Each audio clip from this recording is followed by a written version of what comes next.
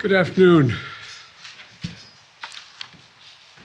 Last week, in the immediate aftermath of the incursion by China's high-altitude balloon, our military, through the North American Aerospace Defense Command, so-called NORAD, closely scrutinized our airspace, including enhancing our radar to pick up more slow-moving objects above our country, around the world.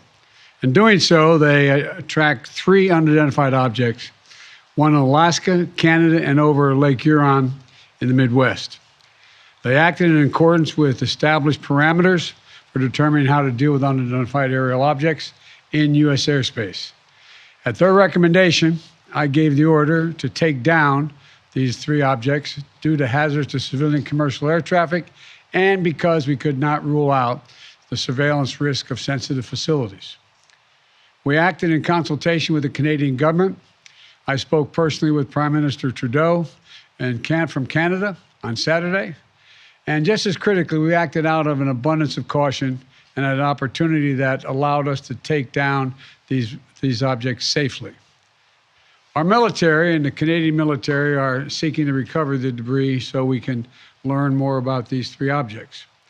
Our intelligence committee is still assessing all 3 incidences.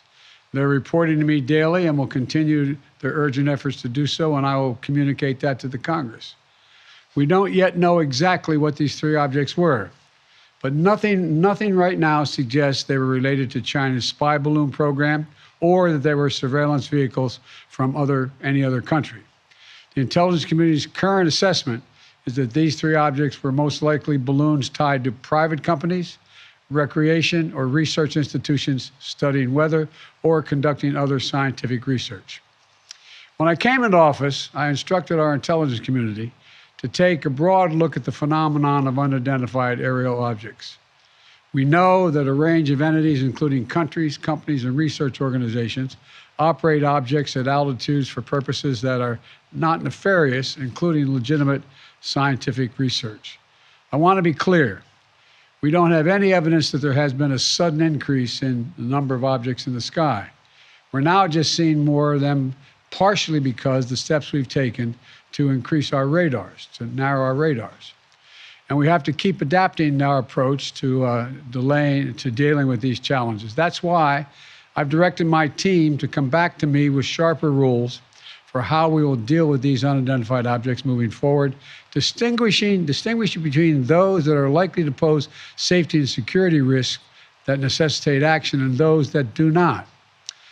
But make no mistake, if any object presents a threat to the safety and security of the American people, I will take it down. I'll be sharing with Congress these classified policy parameters when they're completed, and they'll remain classified so we don't give our roadmap to our enemies to try to evade our defenses. Going forward, these parameters will guide what actions we'll take while responding to unmanned and unidentified aerial objects. We're going to keep adapting them as the challenges evolve, if it evolves. In addition, I've directed my national security advisor to lead a government-wide effort to make sure we are positioned to deal safely and effectively with the objects in our airspace. First, we will establish a better inventory of unmanned airborne objects in space above the United States airspace and make sure that inventory is accessible and up to date. Second, we'll implement further measures to improve our capacity to detect unmanned objects in our airspace. Third, we'll update the rules and regulations for launching and maintaining unmanned objects in the skies above the United States of America. And fourth, my Secretary of State will lead an effort to help establish common global norms in this largely unregulated space. These steps will lead to safer and more secure skies for our air travelers, our military, our scientists, and for people on the ground as well. That's my job as your President, Commander-in-Chief. As the events of the previous days have shown, we'll always act to protect the interest of the American people and the security of the American people. Since I came to office, we've developed the ability to identify, track, and study high-altitude surveillance balloons connected with the Chinese military.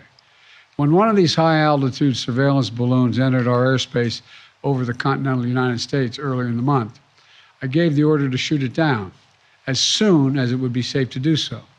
The military advised against shooting it down over land because of the sheer size of it. It was the size of multiple school buses and posed a risk to people on the ground if it was shot down where people lived.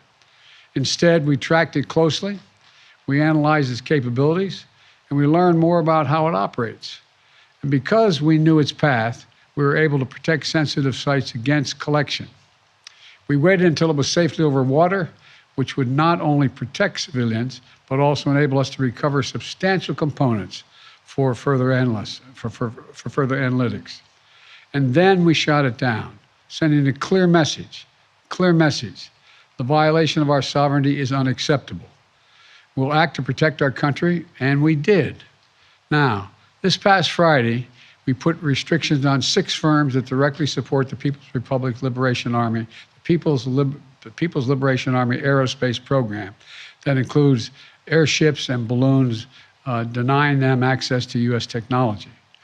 We briefed our diplomatic partners and our allies around the world, and we know about China's program and where their balloons have flown. Some of them have also raised their concerns directly with China. Our exports have lifted components of the Chinese balloon's payload off the ocean floor. We're analyzing them as I speak, and what we learn will strengthen our capabilities. Now, we'll also continue to engage with China, as we have throughout the past 2 weeks. As I've said since the beginning of my administration, we seek competition, not conflict with China. We're not looking for a new Cold War, but I make no apologies, and we will compete. And we'll responsibly manage that competition so that it doesn't veer into conflict. This episode underscores the importance of maintaining open lines of communication between our diplomats and our military professionals. Our diplomats will be engaging further, and I will remain in communication with President Xi. I'm grateful for the work of the last several weeks of our intelligence, diplomatic, and military professionals who have proved once again to be the most capable in the world. And I want to thank you all. Now look, the other thing I want to point out is that we are going to keep our allies and the Congress contemporaneously informed of all we know and all we learn. And I expect to be speaking with President Xi, and I hope we are going to get to the bottom of this. But I make no apologies for taking down that balloon. Thank you very much. Why have you chosen Poland for your team? And what message do you want to send? Sir, there's been criticism. There's been criticism that this. There's been criticism that this. Deal with China compromised by your family's business relationships. Sir, in China, Mr. President, there has Give been me a criticism. break, man.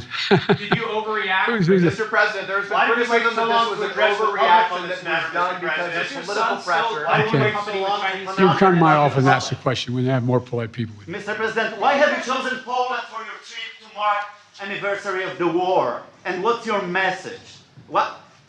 When are you speaking to President Xi, Mr. President?